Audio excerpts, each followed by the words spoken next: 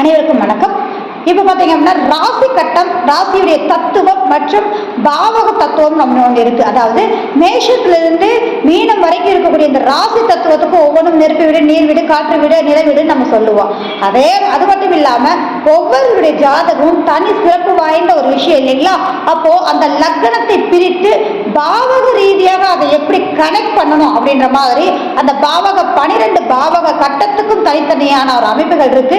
ராசி தத்துவமும் பாவக தத்துவம், லக்ன ரீதியாக பார்க்கக்கூடிய பாவக தத்துவம் அப்படின்ற மாதிரி ஒரு விஷயங்களும் இதுக்கும் அதுக்குள்ள செயல்பாடுகள் சார்ந்த விஷயங்கள் இந்த அடிப்படை ஜோதிடத்துல உங்களுக்கு இந்த 2 மாசம் கோர்ஸ்ல கிடைக்கக்கூடிய ஒரு விஷயம் இருக்கு.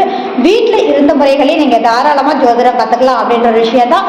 இந்த அடிப்படை ஜோதிடம் முடிஞ்ச உடனே நம்மளே அடுத்தடுத்து உயர்நிலை சார்ந்த ஜோதிடங்கள் எடுக்கக்கூடிய அமைப்புகள் இருக்கு. இந்த கிளாஸ்ல கத்துக்கணும்னு நினைக்கிற நபர்களுக்கு கீழே இருக்கிற நபருக்கு கான்டாக்ட் பண்ணுங்க. மிக்க நன்றி.